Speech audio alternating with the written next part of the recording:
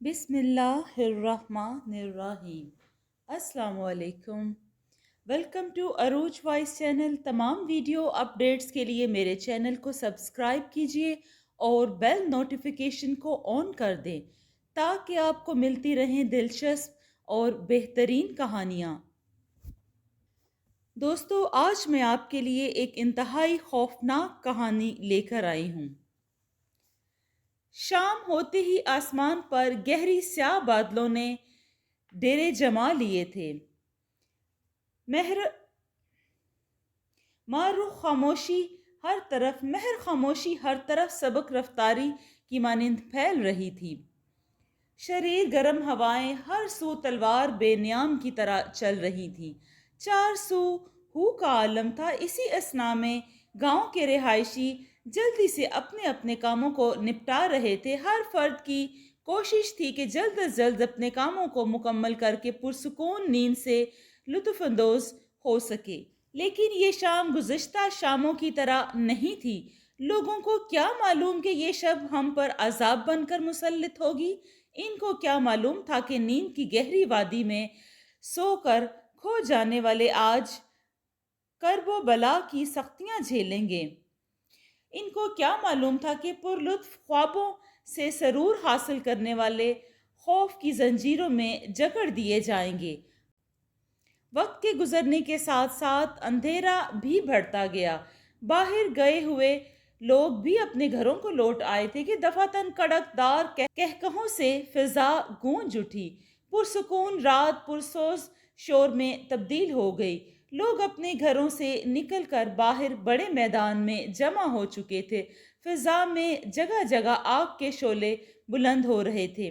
لوگ آپس میں اس اچانک آنے والی مصیبت پر چمگویاں کر رہے تھے کہ کسی کو بھی یہ معاملہ سمجھ میں نہیں آ رہا تھا۔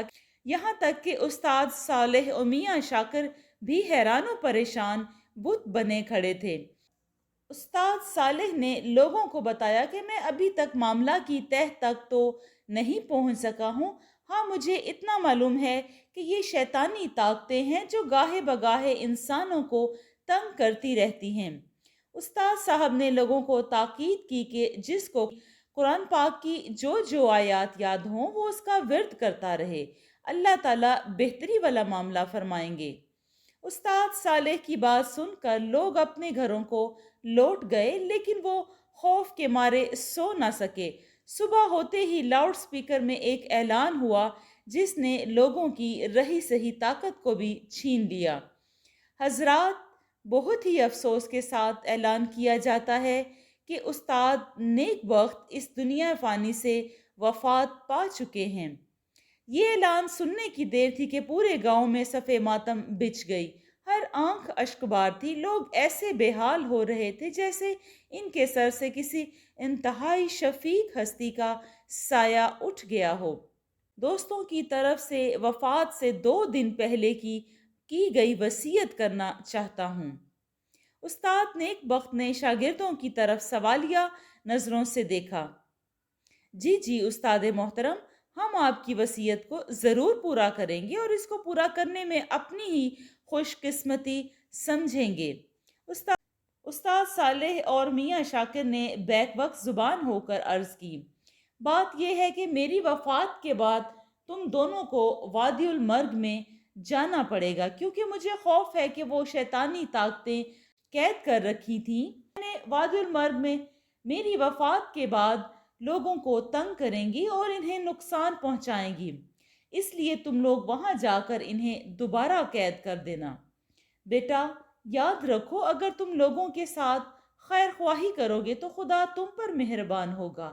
اب بتاؤ تمہاری کیا رائے ہے؟ استاد نیک بخت کے لہجے میں کپاہٹ اتر آئی تھی۔ استاد جی، انشاءاللہ ہم ایسا ہی کریں گے اور آپ کی وصیت کو پورا کر کے لوگوں کو ضرور فائدہ پہنچائیں گے۔ استاد صالح نے ادب سے جواب دیا۔ 2 دن کی علالت کے بعد استاد نیک بخت اس دار فانی سے کوچ کر گئے اور نیک بخت کی وفات پر ہر آنکھ اشک بار تھی۔ ان کے چہرے پر نور کو دیکھ کر ہر آنکھ اشک کر رہی تھی۔ غم سے نڈھال لوگ بے قابو ہو رہے تھے۔ صالح اور شاکر کی حالت بھی غیر تھی۔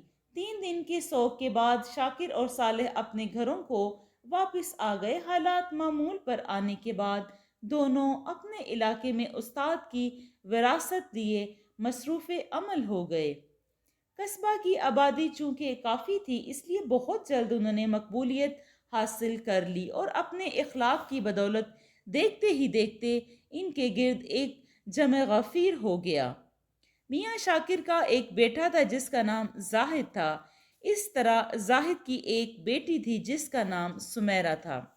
استاد صالح چونکہ اپنے علم کی بدولت میاں شاکر سے بڑے تھے، اس لیے اکثر اوقات میاں شاکر ہی استاد صالح کے پاس آتے جاتے رہتے تھے۔ دونوں کی آپس میں بہت گہری دوستی تھی۔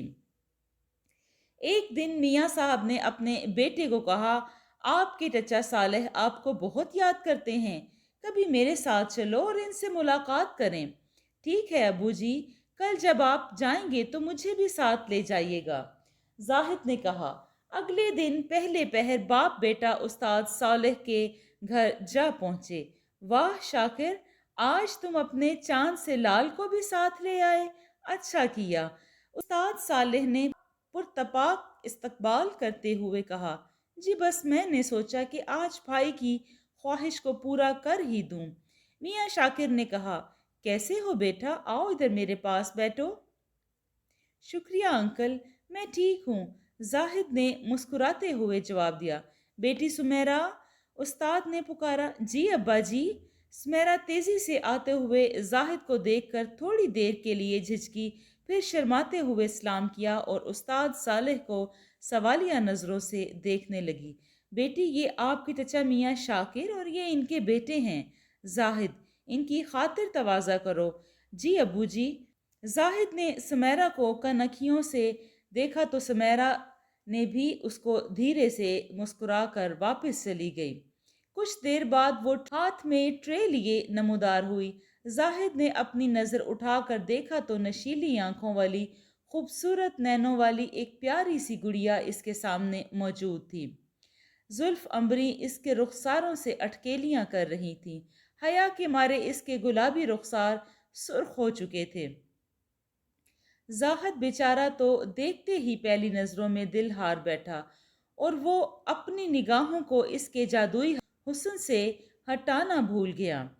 واپس آنے کے بعد کئی دنوں تک سمیرہ کا معصوم سا چہرہ اس کے ذہن میں گھومتا رہا۔ پھر تو استاد صالح کے گھر آنا جانا گویا معمول بن گیا۔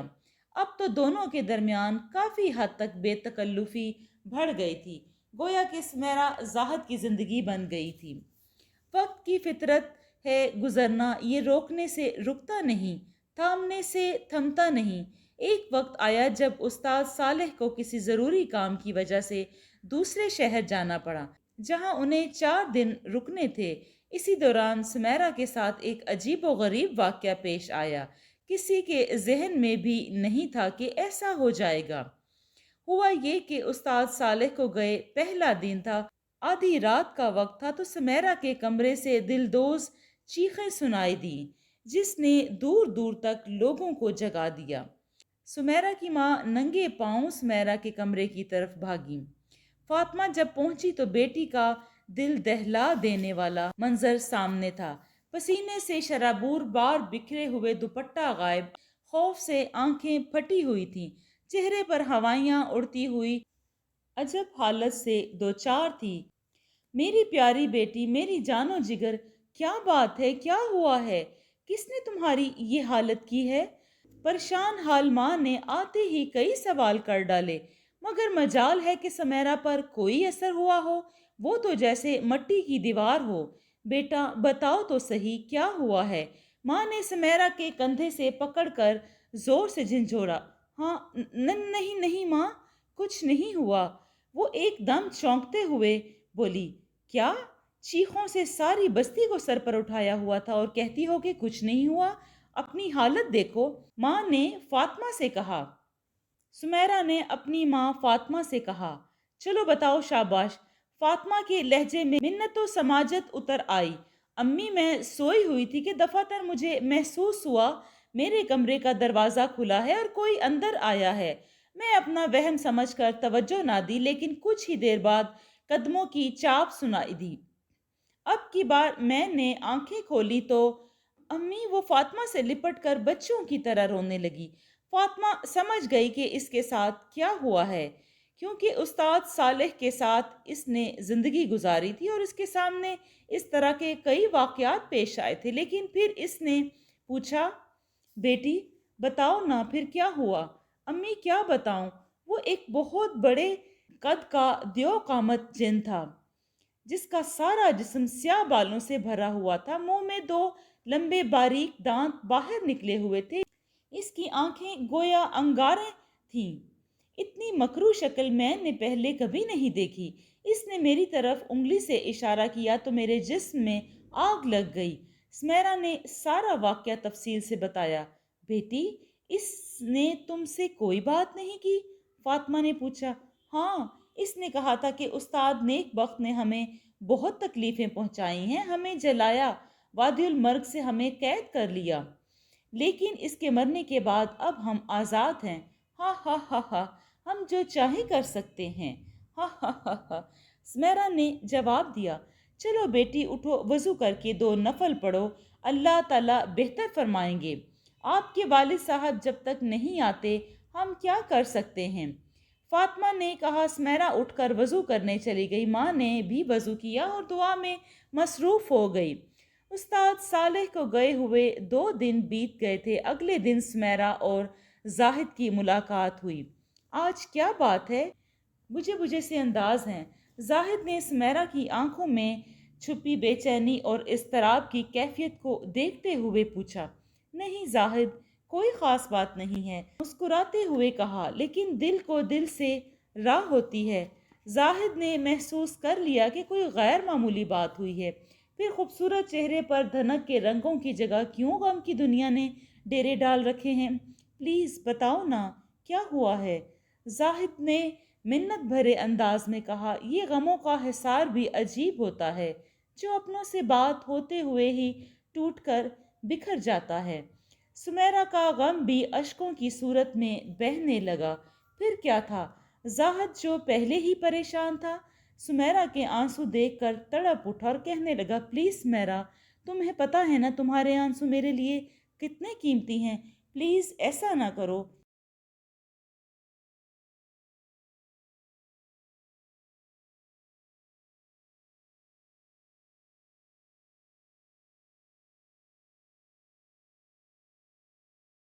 تو میری جان نکل جائے گی۔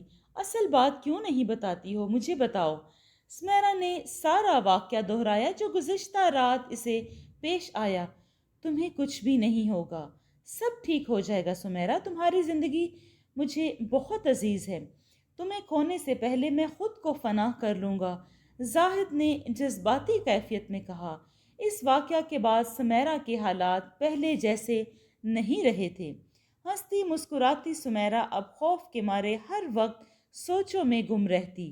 اس کے گلابی رخساروں سے تمازت غائب ہو گئی تھی۔ نشیلی آنکھیں آنسوؤں کی جھیل بن چکی تھیں۔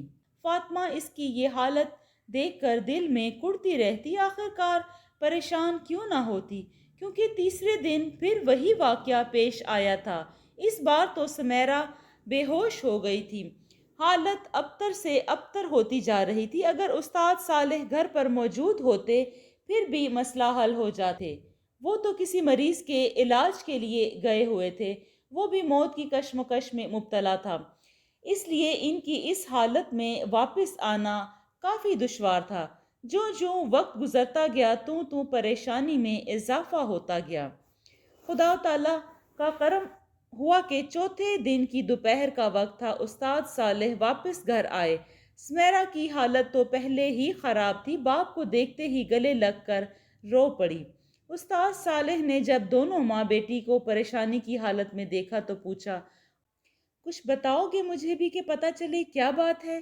استاد صاحب نے بیٹی کے سر پر شفقت سے ہاتھ پھیرتے ہوئے کہا۔ فاطمہ نے ہمت کی اور ان کی غیر موجودگی میں جو کچھ ہوا تھا لفظ با لفظ بتا دیا۔ واہ واہ، یہ بھی کوئی مسئلہ ہے؟ मेरी जिंदगी में तो कई ऐसे वाकयात पेश आए हैं। बेटी देखना, अब मैं इस खबीसुल फितरत का कैसे इलाज करता हूँ।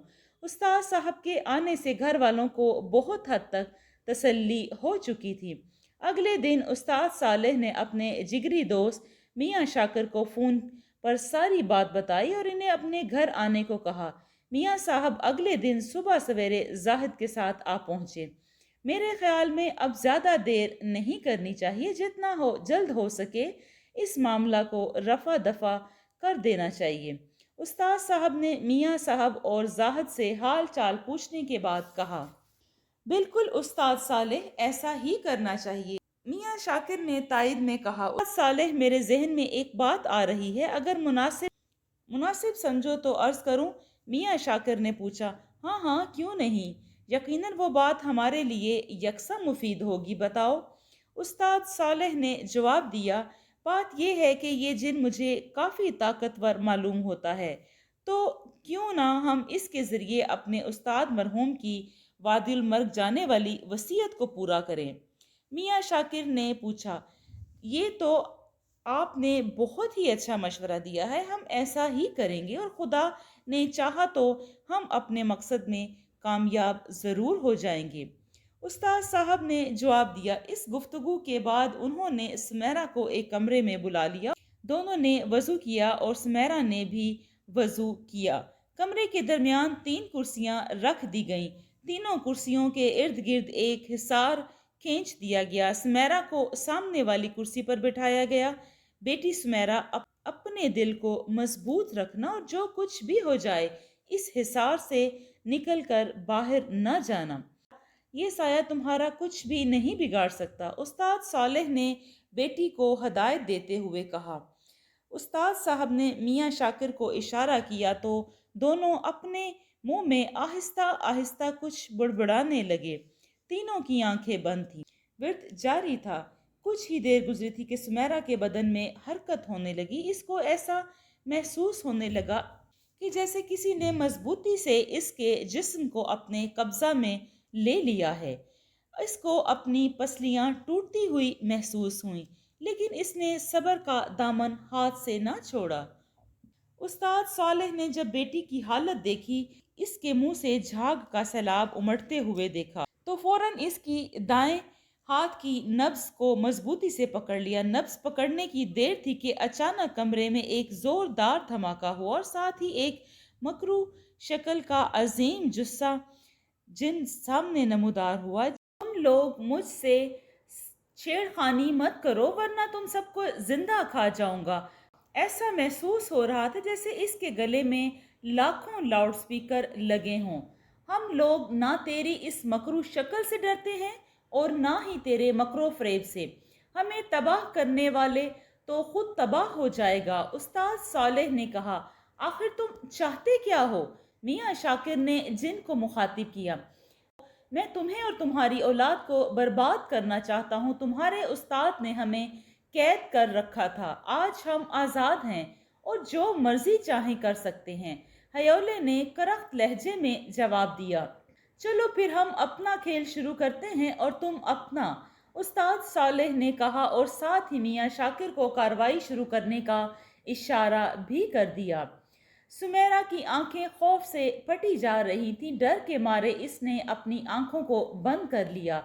जो ही उस्ताद सालेह ने और मियाँ ने विर्द शुरू किया, जिन हिसार से बाहर कमरे में चारों तरफ घूमने लगा। चीखों का मुसलसल और ना खत्म होने वाला एक खौफनाक सिलसिला था जो पूरे घर पर हावी था। थोड़ी देर के बाद बारिश के साथ सख्त आंधी भी शुरू हो गई। खिड़कियां और दरवाजे आपस में जोर जोर से बजने लगे। ऐसा लग रहा था जैसे पूरा घर सख्त तूफान की जद में हो। जिन हिसार के चारों तरफ ऐसे घूम रहा था जैसे चक्की का पाट तेजी से घूमता है। ऐसा महसूस हो रहा था कि छत से खून के कतरे टपकने लगे। जिस जगह नीचे खून गिरता वहां से लकीर की सूरत में हिसार की तरफ दौड़ता, लेकिन हिसार में दाखिल नहीं हो सकता था। उस्ताद सालेह ने मियाँ शाकिर को विर्द बदलने का इशारा किया। विर्द का बदलना था कि चारों तरफ सांप ही सांप नजर आने लगे। ये सब कुछ इनको डराने के लिए था, लेकिन ये तीनों गोया पुख्ता पहाड़ थे, और होते क्यों ना। सारी जिंदगी इसी काम में गुजारी थी। कुछ वक्त गुजरा तो उस्ताद सालेह ने विर्द बदलते हुए आखिरी फैसला कुन हमला किया। इस विर्द का शुरू होना था कि जिन की तेजी में कमी आ गई और बारिश का सिलसिला भी खत्म हो गया। उस्ताद साहब ने मियाँ को मुस्कुरा कर देखा, जो इस बात की अलामत थी कामयाबी करीब है। थोड़ी देर में वो अजीम जुस्सा जिन तीनों के सामने रस्सियों में जकड़ा हुआ कराह रहा था, जिनके कैद होने तक उस्ताद साहब ने समैरा की नब्ज को नहीं छोड़ा था। नब्ज छोड़ते ही वो गायब हो गया और हमेशा हमेशा के लिए कैद हो गया। ये काम मुकम्मल हुआ तो सब ने सजदा शुक्र अदा किया। सुमेरा और फातिमा की खुशी की इंतहा न थी। इसे अपना जिस्म बहुत हल्का महसूस हो रहा था। अब तो सुमेरा की जवानी में निखार वापस लौटने लगा था। जिस दिन ये वाक़या पेश आया, इसी रात फातिमा ने उस्ताद मोहतरम से कहा, मेरा ख्याल है कि सुमेरा और जाहिद एक दूसरे को पसंद करते हैं। अगर ये रिश्ता होता है तो आपकी क्या राय होगी? हाँ, आपने बिल्कुल सही कहा। वाकई सुमेरा और जाहिद एक दूसरे को चाहते हैं, लेकिन हम इस काम से पहले अपने उस्ताद की वसीयत को पूरा करना चाहते हैं, और अब मौका भी है। इस काम से फारिग होने के बाद हम ज़रूर मियाँ शाकिर से इस मौजू पर बात करेंगे। मुझे यकीन है कि वो दिलो जान से इस रिश्ते पर राज़ी हो जाएंगे। उस्ताद साहब ने जवाब दिया। अगले दिन उस्ताद सालेह ने मियाँ शाकिर को फ़ोन करके अपने पास बुला लिया। मेरा ख्याल है कि अब हमें इस ख़तरनाक काम का आगाज़ कर देना चाहिए, जिसके बारे में उस्ताद साहब ने वसीयत की थी।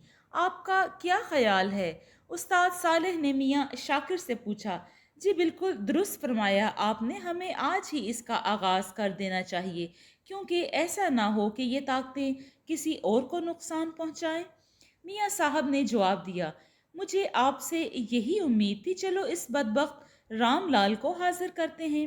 रामलाल कैद शुदा जिन का नाम था, और इससे पूछते हैं वो इस बारे में क्या कहता है।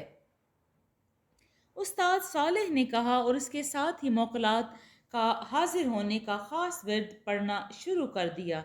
जी मेरे आका, मैं हाजिर हूँ, हुक्म फरमाएं। रामलाल की आवाज़ गूंजी। देखो, जो मैं तुमसे पूछूंगा इसका सही जवाब देना। अगर गलत दिया तो तुम्हें जला कर राख कर दूंगा। नहीं हजूर, मेरी मजाल कहाँ। जी पूछिए, मैं सच ही बोलूँगा। रामलाल ने जवाब दिया, हम वादियुल मर्ग जाना चाहते हैं। इस सिलसिले में तुमने हमारी मदद करना होगी। उस्ताद साहब ने तहकमाना लहजे में कहा, क्या वादियुल मर्ग? नहीं हजूर, नहीं, आप वहां नहीं जा सकते, कभी भी नहीं। रामलाल ने ताज्जुब करते हुए कहा, मैंने तुमसे मशवरा नहीं मांगा, समझे? बस अब हाँ या ना में जवाब चाहिए। उस्ताद ने कहा, अगर मैं आपके ताबे ना होता तो कभी भी हाँ ना करता, पर क्या करूं, अब तो मैं मजबूर हूँ। रामलाल ने जवाब दिया, और इस सफ़र में हमारी खुराक की जिम्मेदारी भी तुझ पर होगी। उस्ताद साहब ने एक और हुक्म आयद किया, कबूल है हजूर, लेकिन इससे पहले आप जाने के लिए तैयार हों, मैं आपको ये बता दूं कि आप लोगों को बहुत से जानलेवा कठिन मराहल से गुजरना होगा। ऐसी ताकत से वास्ता पड़ेगा जिसका आपने पहले कभी तसव्वुर भी नहीं किया होगा। रामलाल ने अर्ज़ किया, हमें खुदा की ज़ात पर कामिल यकीन है कि वो हमें ज़रूर कामयाब करेगा और इनको भी हमारे ज़रिए से ज़रूर कैद करवाएगा, जैसा कि तुम हुए हो। उस्ताद साहब ने जवाब दिया। एक दिन बाद दोनों हजरात ने अपने साथ ज़रूरी हथियार और सामान लिया और इस पर खता वादी की तरफ जाने लगे। जाहिद और इसकी वालदा समेरा पुरनम आंखों के साथ दोनों को रवाना किया। फातिमा ने कहा, अगर आप दोनों को कुछ हो गया तो हमारे साथ क्या बीतेगी? आप लोगों को इस मौका पर हमारी ढारस बंधानी चाहिए। बस आप लोग दुआ करें, हमें इंशाअल्लाह कुछ भी नहीं होगा। उस्ताद साहब ने जवाब दिया। اس کے بعد دونوں نے ایک ٹیکسی لی اور رام لال کے بتائے ہوئے راستے پر چل پڑے۔ کافی دیر بعد شہر کے آخری حصے میں پہنچے، وہاں سے ٹیکسی والے کو واپس بھیجا اور اپنی اگلی منزل کی جانب رواں دواں ہو گئے۔ اس قصبہ کے اختتام پر آگے ریت کے لمبے لمبے میدان تھے، قداور ٹیلے پر ہو کا عالم، نہ بندہ نہ بندے کی ذات۔ صحرا ایک عجیب منظر پیش کر رہا تھا۔ یہی صحرا تھا جو انسان کو پیاسا تڑپا تڑپا کر مار دیتا ہے، لیکن جس کی نظر منزل پر ٹکی ہو، اسے راہ کی مشکلات سے کیا غرض؟ وہ تو دیوانہ وار منزل کی طرف بھاگتا ہے، جب تک منزل قدم نہ چوم لے وہ واپس نہیں لوٹتے اور نہ ہی لوٹنے کا سوچتے ہیں۔ یہی حال استاد صاحب اور میاں شاکر کا بھی تھا۔ ریت میں چلتے چلتے دونوں کے پاؤں شل ہو گئے، پیاس کی شدت سے آنکھیں باہر کو آ رہی تھی، لب خشک تھے۔ ایسی حالت میں وہ صحرا کے شراب میں مبتلا ہو گئے تھے۔ قریب تھا کہ گل ہو کر ان کی طرف بھاگ پڑتے۔ اچانک رام لال نے ان کو تپتے ہوئے صحرا میں پانی کا مشکیزہ پیش کیا۔ یہ ان کے کٹھن سفر کے ابتدائی مشکلات تھیں اور وہ اپنے آپ کو آزمانا چاہتے تھے، ہم کہاں تک صبر کر سکتے ہیں۔ اس لیے تو انہوں نے رام لال کو حکم نہیں دیا تھا کہ ہماری خوراک کی ذمہ داری تو تیری تھی، ہماری خوراک لے آؤ۔ لیکن جب کام حد سے بڑھنے لگا تو رام لال، جو پہلے ہی ان سے متاثر ہو چکا تھا، اس نے فوراً ان کی مدد کی اور بہکنے نہ دیا۔ انہوں نے پانی پیا، تازہ دم ہونے کے بعد رام لال کا بھی شکریہ ادا کیا اور پھر مشغول سفر ہو گئے۔ اللہ اللہ کرتے یہ صحرا ختم ہوا۔ آگے ایک بہت بڑا دریا تھا، اس پر نہ تو کوئی پل تھا اور نہ ہی کہیں کشتی کا نام و نشان، بس تھا تو سامنے دریا، ٹھاٹھیں مارتا ہوا پانی۔ استاد صالح نے کہا، جی حضور، غلام حاضر ہے۔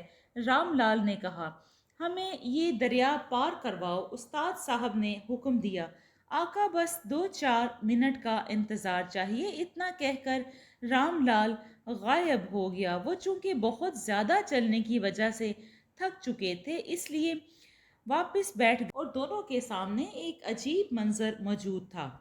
رام لال ان کے لیے ایک اسپیشل ہوائی سواری لایا تھا، جس کی ہیئت کچھ اس طرح تھی کہ نیچے لکڑی کا خوبصورت سا تختہ اور اس کے ساتھ 2 کرسیاں نصب کی گئی تھیں۔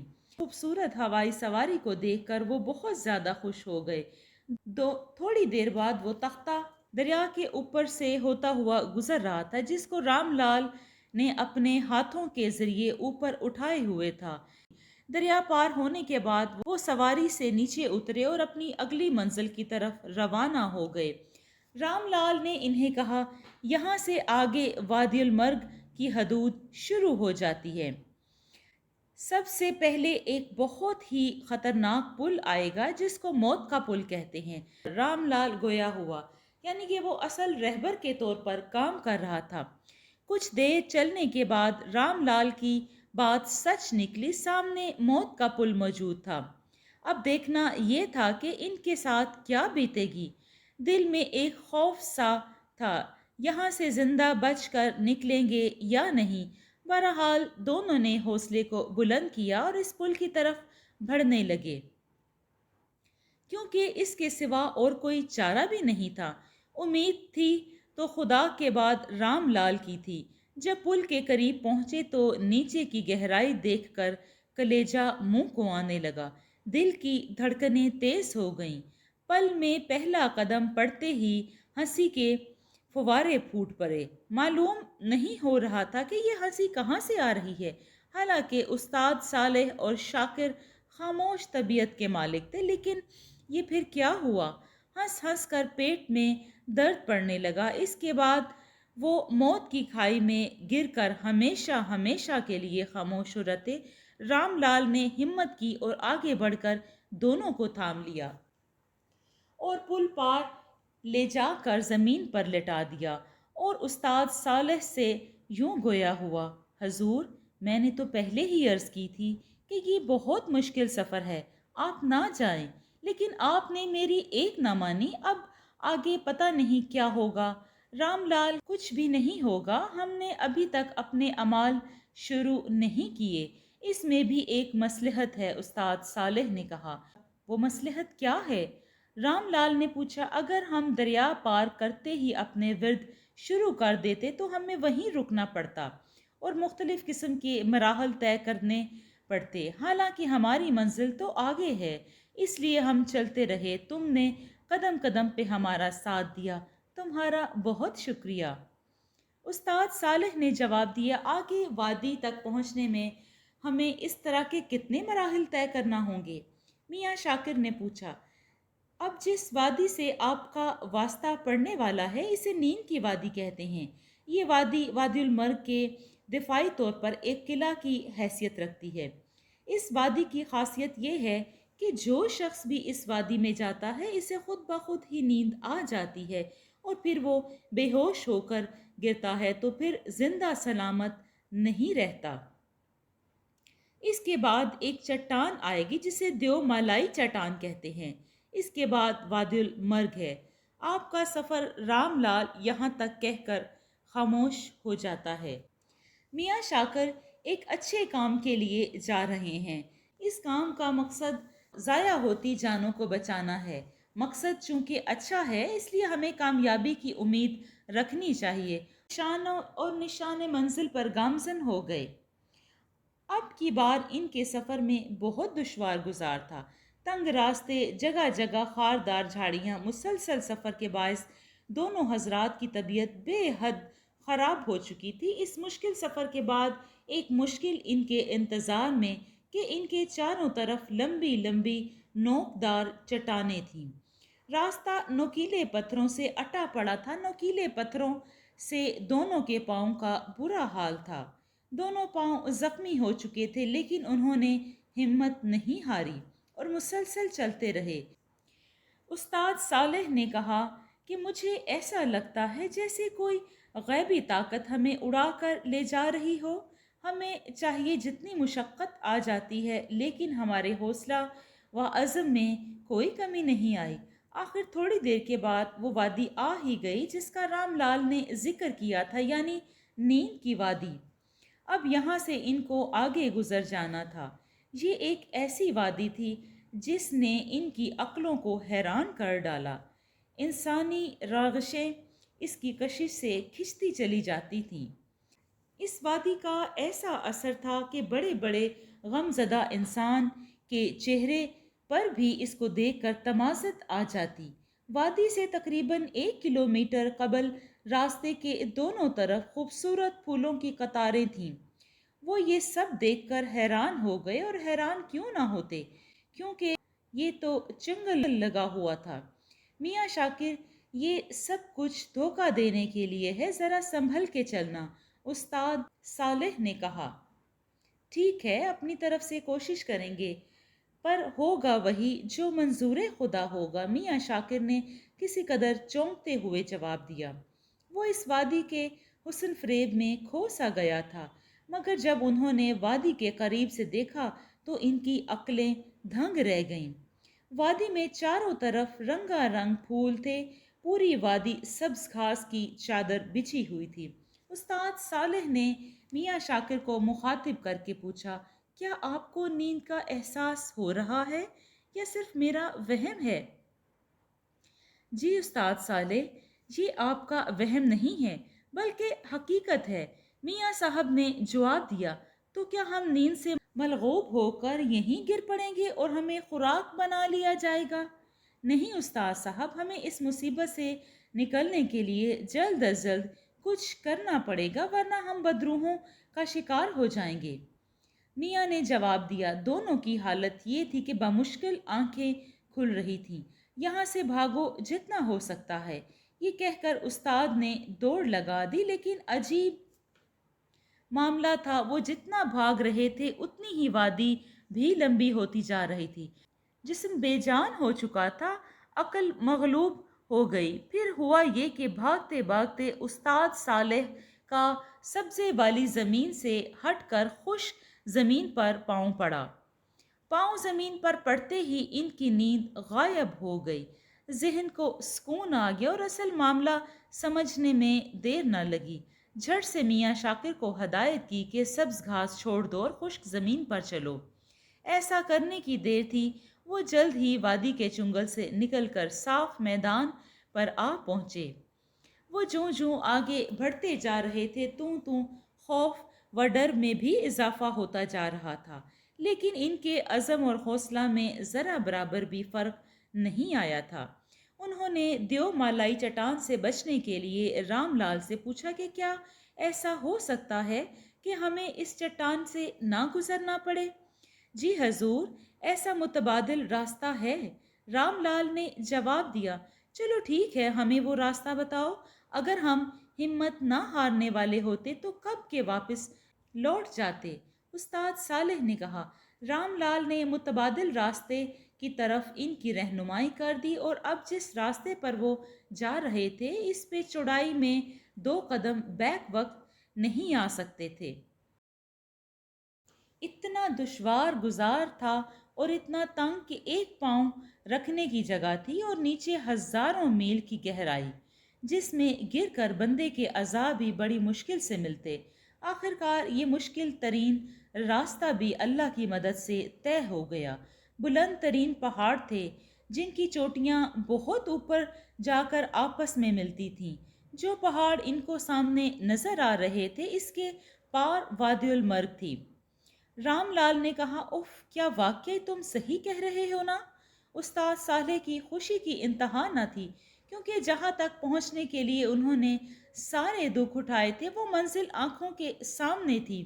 یہ ایک حقیقت ہے حضور، آپ واقعی وادی المرگ کے قریب پہنچ چکے ہیں، لیکن مجھے حیرت ہے کہ آپ ڈرنے اور خوف کرنے کی بجائے خوش ہو رہے ہیں۔ رام لال نے کہا، ہاں، ایسا ہی ہے کہ ہم اپنی منزل کے قریب ہیں، استاد صالح نے کہا۔ رام لال نے ہمیشہ کی طرح بہترین اور عمدہ مشورہ دیا۔ رام لال، تم ہمیشہ ہمارے وفادار رہے ہو، اس لیے اس بار بھی تمہارے مشورے پر عمل کرتے ہیں۔ اب ایسا کرو، اسی ہوائی سواری کے ذریعے جس سے تم نے ہمیں دریا پار کروایا تھا اس جگہ سے بھی ہمیں پار کروا دو۔ رام لال پلک جھپکنے میں وہی سواری لے آیا۔ استاد صالح اور میاں شاکر شاہانہ طریقے سے ان کرسیوں پر براجمان ہوئے اور اپنی مطلوبہ جگہ جا پہنچے۔ یہ جگہ ان کے لیے واقعی انتہائی موزوں تھی۔ اس جگہ اب دونوں روحانی طاقتوں کے جوہر دکھانے تھے، اور یقیناً اسی موقع کے لیے انہوں نے اپنی طاقت کو سنبھال کر رکھا تھا۔ وہاں پہنچنے کے بعد استاد صالح نے سب سے پہلے اپنی حفاظت کے لیے ایک حصار کھینچا، جو اس دفعہ انوکھے انداز سے کھینچا گیا تھا۔ استاد صالح نے ورد پڑھ کر اپنے چاروں طرف پھونک ماری تو دیکھتے ہی دیکھتے گولائی میں گہرے سفید ٹکڑے کی شکل اختیار کر گیا۔ اس کے بعد انہوں نے اپنے سامان سے ایک شاپر نکالا جس میں بڑے سائز کی کیلیں تھیں۔ ان کیلوں پر کچھ پڑھ کر ان کو بھی چاروں طرف زمین میں گاڑ دیا۔ رام لال یہ سب دیکھ کر حیران ہو رہا تھا۔ کیلیں گاڑنے کی دیر تھی کہ چاروں طرف سے سائیں سائیں کی آوازیں آنے لگیں۔ ہر طرف سے ایسا شور تھا کہ کانوں کے پردے پھٹنے کو آ رہے تھے، جو اس بات کی علامت تھی کہ اس وادی المرگ کے رہائشی چوکنے ہو گئے ہیں اور ہر آنے والی مصیبت کا مقابلہ کرنے کو تیار ہیں۔ استاد صالح اور میاں شاکر کو حصار کے اندر بیٹھے ہوئے بھی پسینے چھوٹ رہے تھے۔ کہاں وہ ایک ایک کا مقابلہ کرتے اور کہاں اب پوری وادی کے جنات کا مقابلہ کرنا پڑ رہا تھا، لیکن پھر بھی وہ اپنے عزم پر ڈٹے رہے، کیونکہ انہیں فتح یا موت کے علاوہ کوئی راستہ نظر نہیں آ رہا تھا۔ دونوں نے آنکھیں بند کر لی۔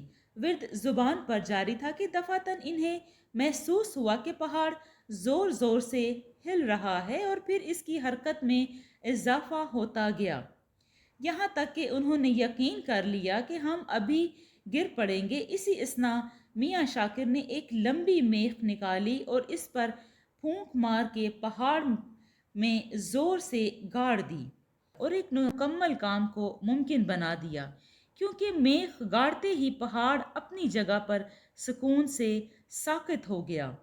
اس فعل میں کامیابی ملتے ہی دونوں کی آنکھیں خوشی سے چمک اٹھیں اور حوصلے اور بلند ہو گئے۔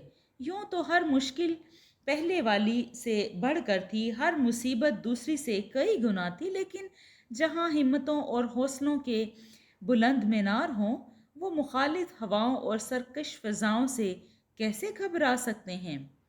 یہاں تو مشکلات کی دنیا آباد تھی، نئی آنے والی مصیبت نے ان کے رونگٹے کھڑے کر دیے تھے۔ اگر ان کے ہوش و حواس برقرار نہ رہتے تو یقیناً وہ پھسل جاتے اور بدروحوں کی خوراک بن جاتے۔ وہ اچانک ان کے سامنے وادی میں نسوانی چیخیں بلند ہونے لگیں۔ غور کرنے پر معلوم ہوا وہ سمیرا کی آوازیں تھیں۔ ساتھ ہی زاہد کی چیخوں نے بھی ان کے اوسان خطا کر دیے۔ سمیرا اور زاہد ان کی طرف بھاگے آ رہے تھے اور ان کے پیچھے لمبے لمبے ناخنوں والی مردہ خوفناک شکلیں تھیں۔ جب وہ تھوڑے قریب آ گئے تو یکدم ایک قوی ہیکل دیو ظاہر ہوا اور اس نے آتے ہی دونوں کو گردن سے دبوچ کر ایسے اٹھایا جیسے انسان زمین سے کوئی چھوٹا سا تنکا اٹھاتا ہو۔ میاں شاکر اور استاد صالح دونوں کے ہوش اڑ گئے۔ آخر ان کی اولاد ان کے سامنے لٹ رہی تھی۔ قریب تھا کہ وہ دائرے سے نکل جائیں، ایک طاقت نے ان کے قدموں کو اٹھنے سے روک دیا۔ استاد صالح فوری ہی معاملہ سمجھ گئے اور میاں شاکر کو مخاطب ہو کر کہنے لگے، یہ سب نظر کا دھوکہ ہے، حقیقت میں کچھ بھی نہیں۔ آپ اپنا ورد تبدیل کرو اور آنکھیں بند کر لو۔ دونوں نے اب بلند آواز سے ورد کرنا شروع کر دیا اور اب ایسے ورد پڑے جا رہے تھے جن کا کوئی جادوئی طاقت مقابلہ نہیں کر سکتی ہی۔ دیکھتے ہی دیکھتے ایک حملہ ہوا جو آخری حملہ تھا۔ ایک بہت بڑا جن فضا میں ظاہر ہوا اور کہنے لگا، ہا ہا ہا ہا، میں اب سب شیطانی طاقتوں کا سردار ہوں۔ میں بہت عرصے سے انسانی خون کی تلاش میں تھا، آج میری خواہش پوری ہونے جا رہی ہے۔ تمہارا خون پی کر میں اپنی خشک رگوں کو تر کروں گا۔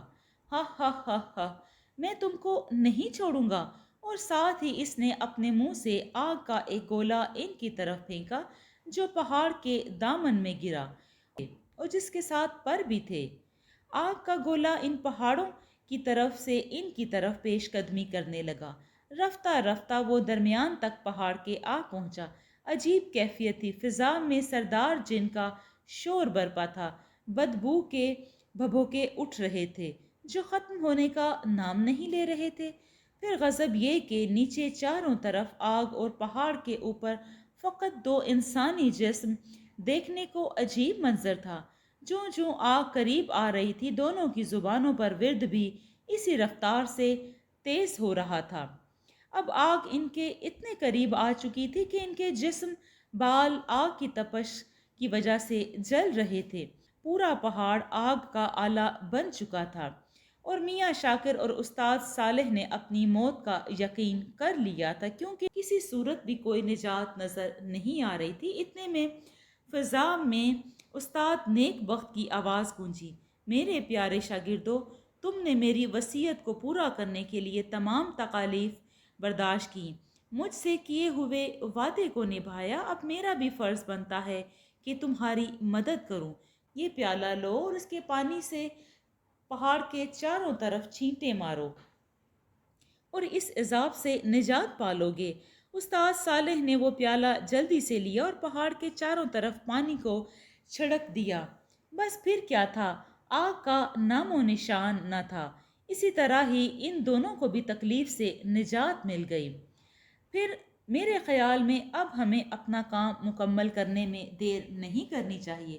وظیفہ تو مکمل ہو ہی گیا ہے، اگر ہم اسی طرح پہاڑ پر بیٹھے رہے تو یہ شیطان صفت لوگ اپنے مکر و فریب سے باز نہیں آئیں گے۔ تمہاری کیا رائے ہے؟ استاد صالح نے میاں شاکر سے پوچھا۔ ہاں، آپ نے ٹھیک کہا ہے، میری طبیعت تو بہت خراب ہو چکی ہے۔ میاں شاکر نے ہمیشہ کی طرح ہاں میں ہاں ملائی۔ چنانچہ دونوں نے بیگ سے دو دو چھریاں نکال لیں۔ ان پر وظیفہ پڑھنے کے بعد فضا میں چھریوں کو ضرب کا نشان بنایا، پھر دونوں ہاتھوں کی انگلیوں کو آپس میں مضبوطی سے بھینچ لیا۔ کچھ دیر اس حالت میں رہنے کے بعد دونوں نے اپنی مٹھیوں زور زور سے پھونکا اور آگ کی موٹی لکیر پھوٹ پڑی اور سیدھا وادی میں جا گری۔ وہ دونوں اسی کیفیت میں کچھ دیر ٹھہرے رہے اور آگ برساتے رہے۔ تھوڑی دیر بعد ہاتھ کو کھول دیا، ورد شدہ چھریوں کو وادی میں پھینک دیا۔ اب پوری وادی آگ کی لپیٹ میں تھی اور فضا میں گویا قیامت برپا تھی۔ ہر طرف سے ہی چیخ و پکار تھی۔ نظر نہ آنے والی مخلوق ان کے اوپر سے دائیں بائیں گولی کی سپیڈ میں بھاگ رہی تھی۔ یہ دور کچھ دیر کے لیے قائم رہا، آخر رفتہ رفتہ آگ بجھ گئی۔ میاں شاکر اور استاد صالح دونوں سجدہ شکر گر پڑے اور مارے خوشی کے ان کی ہچکیاں بند گئیں۔ دونوں بے اختیار گلے لگ کر ایک دوسرے کو مبارکباد دینے لگے کہ اتنے میں رام لال کا خیال آیا تو انہوں نے اسے پکارا، رام لال۔ رام لال نے حاضر ہو کر مبارکباد دی اور یوں کہنے لگا، پہلے میں انسانی ہمدردی اور ان کی بلند پایہ عزم سے ناواقف تھا۔ آپ نے میری زندگی میں انقلاب برپا کر دیا۔ میں آپ کا بہت شکر گزار ہوں۔ آئیے میں آپ کے لیے شاہانہ سواری لایا ہوں تاکہ آپ کو بنا کسی مشقت کے گھر پہنچا سکوں۔ گھر پہنچنے کے فوراً بعد انہوں نے رب کا شکر ادا کیا اور گھر والوں کو اپنی کامیابی کی خوشی سے آگاہ کیا اور گاؤں والوں کو وادی المرگ کے جنات کے مرنے کی خوشخبری دی۔ چند دنوں کے بعد ہی انہوں نے زاہد کی اور سمیرہ کی شادی کی اور دونوں گھرانے کے افراد ہنسی خوشی زندگی بسر کرنے لگے اور اس کے بعد وہ گاؤں کبھی بھی اس قسم کی آفات سے دوچار نہیں ہوا۔ جی دوستو، آپ کو یہ کہانی کیسی لگی؟ اگر آپ کو یہ کہانی پسند آئی ہے تو اس کو لائک اور شیئر ضرور کیجیے اور کمنٹ میں اپنی رائے کا اظہار کریں۔ شکریہ۔